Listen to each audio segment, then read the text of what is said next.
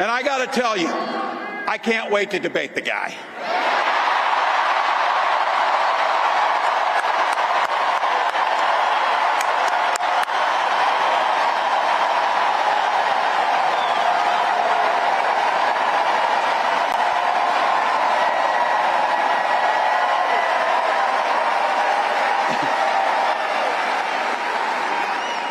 That is if he's willing to get off the couch and show up. So, you see what I did there?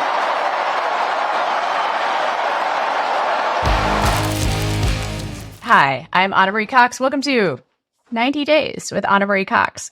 It is 90 days until the 2024 election, and who knows what centuries worth of history will happen in the next 90 days. We're going to be counting it down here with an array of wonderful guests, the first of which is Molly Jong-Fast from Fast Politics. Molly, welcome to the show. Thanks for having me. It is really good to have you here as the first guest. I am excited to hear what you've been thinking about. Off the top of my head, this is what I have been thinking about. I watched the rally with Harris and Walz last night. As a former Minnesotan, a decade in that state, I was very pleased to see the national debut of America's Favorite Dad. I thought it went really, really well. My excitement about Walz is not just sort of adopted home state pride, I don't think. I think it has to do with the fact that he was chosen in part for policy positions, which is wild in America, to have someone represent a policy platform on a presidential ticket. But I'm really curious what has stood out to you from the past few days and what you woke up thinking about politics-wise.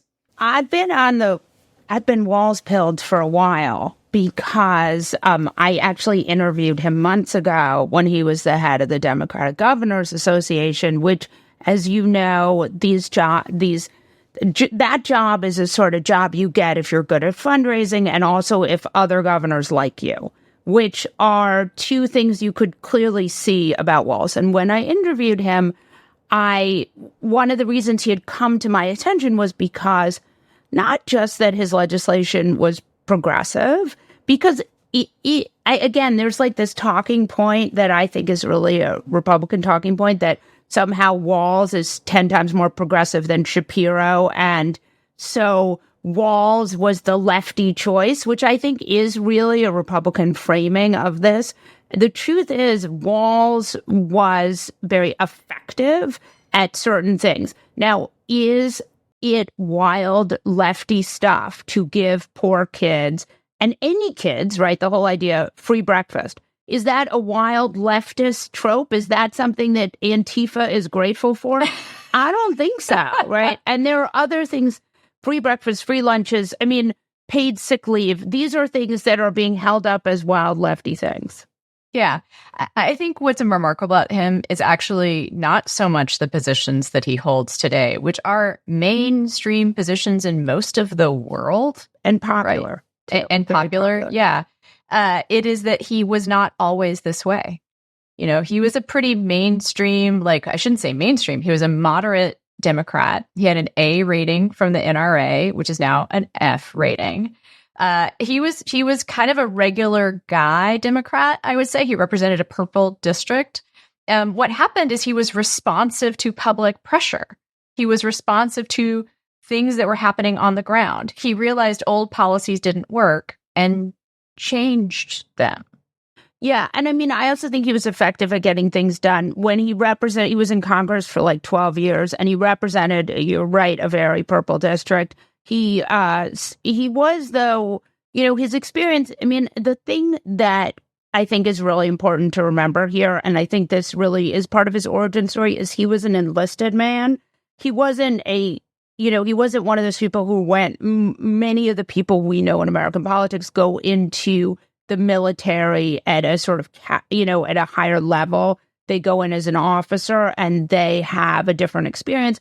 Whereas he was like Ruben Gallego. They went in to really to sort of use the army as it was intended with the GI Bill to pay for college. And so I think that's really important. And Ruben Gallego, who's running for Senate in Arizona, has a lot of experiences of he was in this battalion where many of his fellows died, and it was like one of the worst hit. And so I do think that he was, he really is a military man, and he really has come to it from a sort of working class background.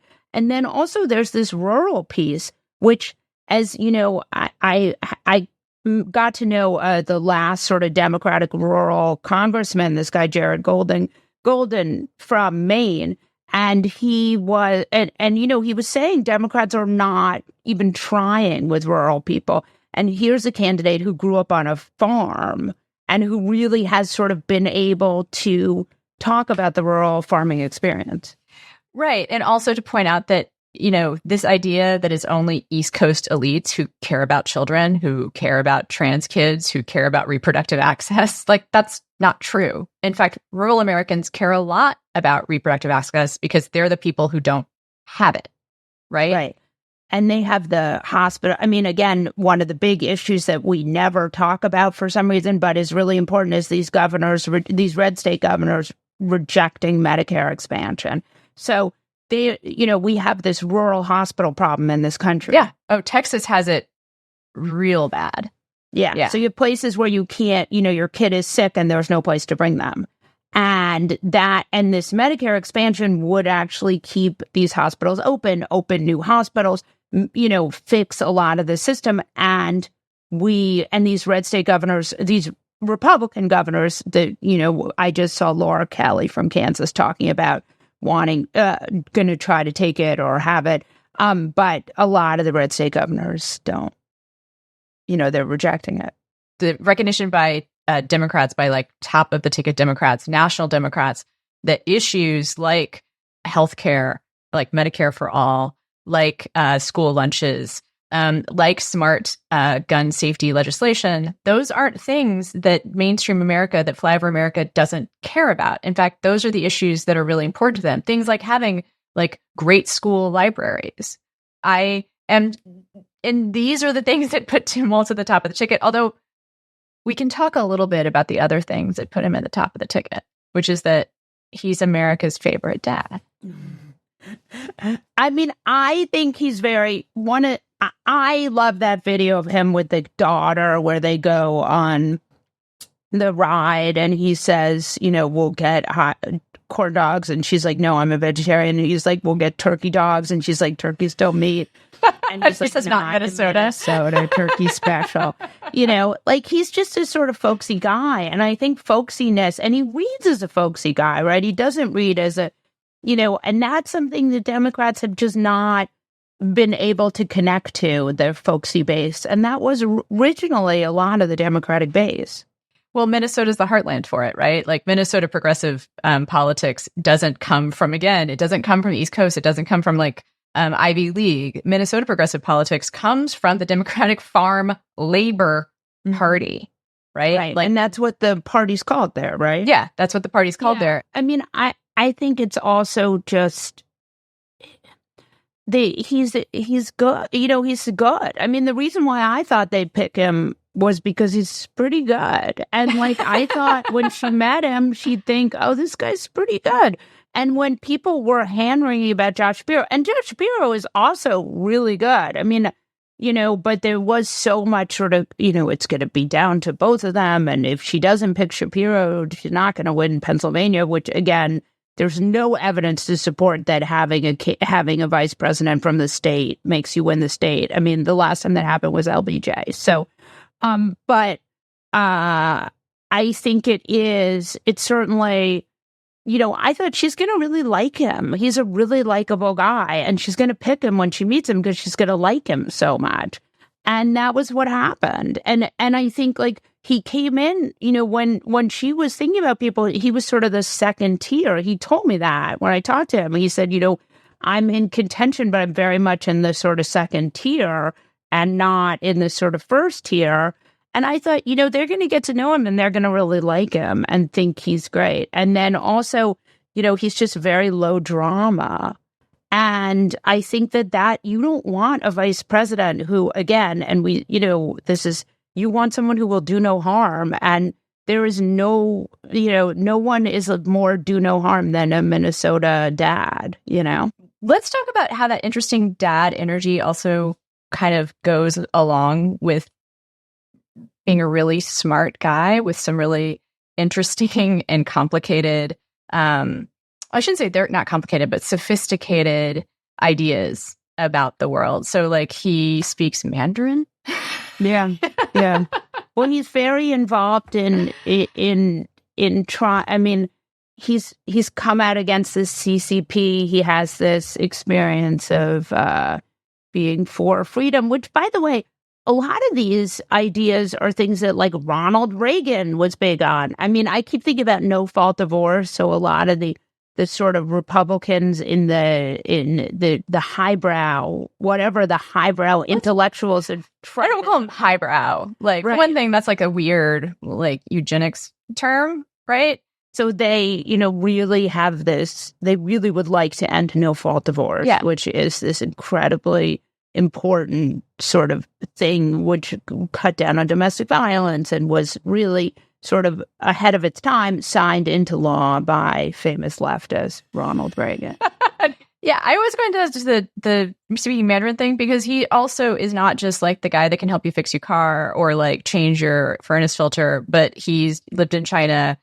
He has a fairly like deep knowledge of cartography and like political maps in the US. He's like done stuff that both your avuncular like football fan uncle would do. And he is a huge football fan. There is an adorable picture of him like in his 20s, like rushing the University of Nebraska football field. There's a picture from like a paper, him doing like every picture you turn up of Tim Walz is adorable. Like him with the piglet, him with the smiling kids, him on Halloween handing out full-size candy bars, which, by the way, is there a better metaphor for the Democratic Party's approach to politics than handing out full-size candy bars on Halloween? I think I would love to just geek out on him, but I wonder, are you thinking about anything else? I mean, I think he was a good choice. I think the framing on it is weird and a Republican fantasy. So I really want, and I mean, the thing that, again, I keep bringing this back to Shapiro. Oh, yeah. They were not. That's their attack. That is the one attack that they have. Right. And they weren't so radically different. Both had these school lunches. Shapiro was pro-fracking. But remember, again, the fact that we're talking about fracking, like Pennsylvania had fracking. Minnesota doesn't really have fracking. Fracking is wildly expensive. It's like being pro-coal, and we are this huge. We produce a ton of liquefied natural gas. So there really is a sense in which fracking is completely unnecessary because we have so much drilling again, and also because we have renewables, which are which will ultimately get us off all of this climate killing. So I would say they're just not so different policy wise, and I think they read differently personality wise, and that is why he was a good choice. That said, I do like Shapiro too. And I think that, again, this rollout, she's been in the race, 15 days now, 6. I mean, it's, maybe it's 3 weeks, maybe it's 2 weeks, but it's a very short amount of time. And she's just become really a great speaker, and everything so far has really fallen into place. I think you're right. And also, let's talk a little bit about the Republican attacks on Walz and how they're framing that, which is kind of weirdly all through Josh Shapiro. And this line that they didn't pick him because they're afraid of the anti-Jewish base, right? I keep waiting for someone to ask JD Vance how come Trump didn't pick a Jewish vice president.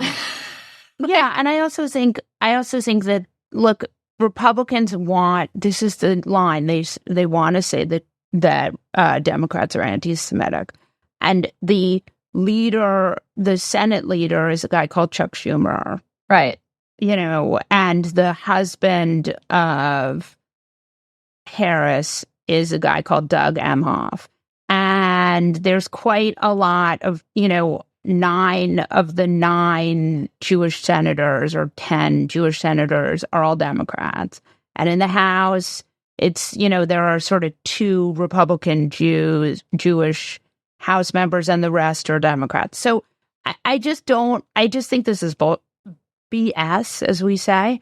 And bull crap, bull hot. Yeah, yes. And as a Jew myself, who's not super religious, but we go to temple, I just think it's like very craven, because the reality is Trump had dinner with Nick Fuentes. Like, these are not people who care about us at all.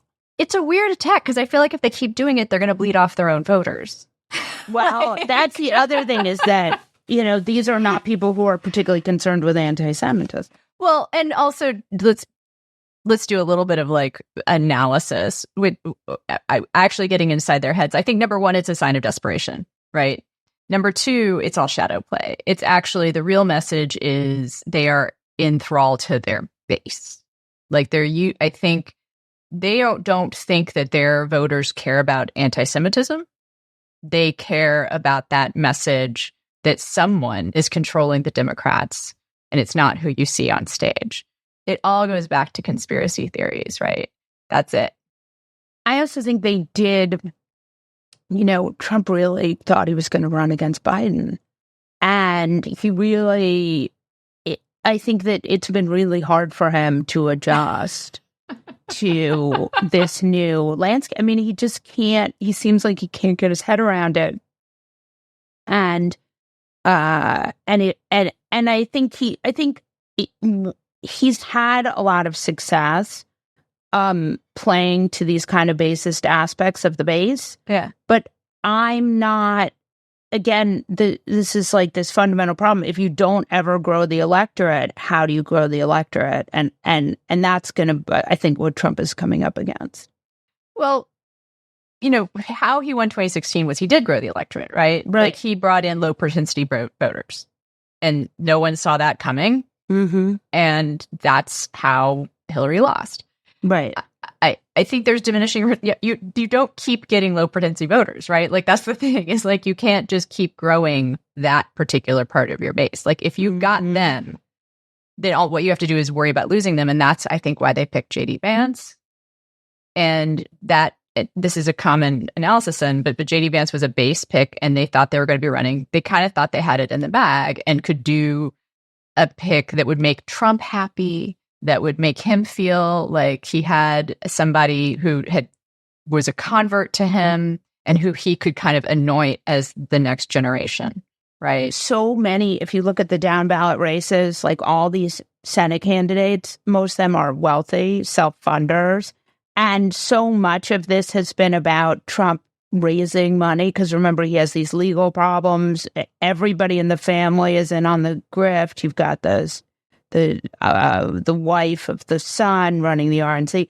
So I wonder how much of this was J.D. Vance is the favorite of a lot of wealthy Silicon Valley people. And I just wonder how much of it was this kind of, this is the guy the rich people want me to take. I need to raise money. He can raise Silicon Valley money, etc. Oh, I think it's all part of that too, because I think that for Trump, money means that you're smart, and also money means that you are worth paying attention to, right?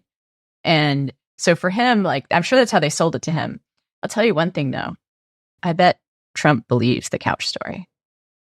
Oh, it's certainly possible. I don't, that I never. He believes the worst things about most people, right? Right. And he loves gossip, right? And so, I think it actually probably bothers him that story is out there. Like, I don't know if he really believes it. The thing for me with the story is more just there's so many instances of Vance saying things that where he said them that seem. Like he called Trump the opioid of the masses, right? He said all these things that were so that should have come up quickly in the vetting process had he been vetted.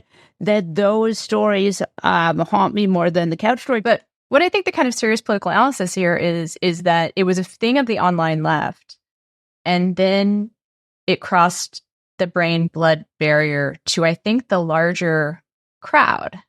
And I think that response that Tim Walz gave, or the response that the audience gave him when he made that joke, that roar of laughter and approval.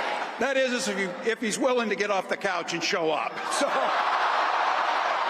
I mean, I think there's enough stuff that like actually happened. The couch, You're not going to go with me on the couch story. I mean, I don't know. I think like there's so much stuff that's like not true that I think it's better just to, and especially in this case, he's said stuff that's just so beyond the pale.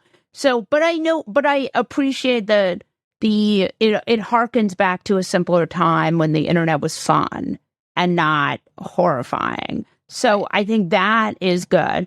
But I do think, I think, look, this is still ultimately could be our last election, right? I mean, Trump has said, and the Supreme Court has set it up in such a way that he will have immunity if he does something. He's sort of set up in this way to have immunity, and then you have Project 2025 waiting in the wings that's going to dismantle the Department of Education and so many of the things we hold dear. And the DOJ, by the way, I mean, I was talking to someone on the phone today about like some of the choices that Republicans are talking about if Trump wins for the DOJ, and it is like, Matt Whitaker. I mean, the people that are really going to dismantle the government and work as an arm of the Trump campaign. So I think it's just so deadly serious that even though it's nice that Democrats have a really strong team now, it's still just, I'm not going to feel good until January. No, and I think that it's funny because I think that I was talking and feeling a lot of the same things that you're putting forth here a month ago. I found this election to be a question, it's an existential question. And now I'm pumped, and there's a difference. And part of that is the couch joke. And the only thing about the couch joke that really resonates with me is that you have a lot of these conservative pundits who are horrified by it and feel that it was, that he shouldn't have made the couch joke. And these are people who have gone along with some of Trump's really disturbing rhetoric, but a couch joke was too far for them. So I think that is, to expose that hypocrisy is very valuable and meaningful. Yeah. So what's the next thing on your radar, Molly? I'm just going to watch this whole presidential thing. And, I think this continues to be the no one knows anything election. We have been talking to Molly Jong-Fast from Fast Politics, one of the best politics podcasts out there, available wherever you get your podcasts. And this show, also one of the best politics podcasts out there, will be coming out on Tuesday, Wednesday, and Friday. It is called 90 Days with Ana Marie Cox, although it won't always be 90 days, the election. In fact, on Friday, it'll be 88 days. And we'll be talking to Olivia Nuzzi from New York Magazine. You probably know her. She's written a ton of cover stories about this election cycle. She has amazing connections to the Trump campaign. So many good connections, and some connections she probably wishes she didn't have. We are going to be back again, like I said, on Friday. Tim Walz, America's favorite dad. I would love to have you on this show. I have some car issues I want to talk about. This right here is the headlight harness on a 2014 Ford Edge. Ford, this is unacceptable. It burned out hot on the connector. So for $7.99 at Napa Auto Parts here in the city, you can replace this. Just clip off the back, use some shrink wrap connectors on there, tape it back together and put it back in. It's about a 5-minute fix, and you're back on the road safe and sound.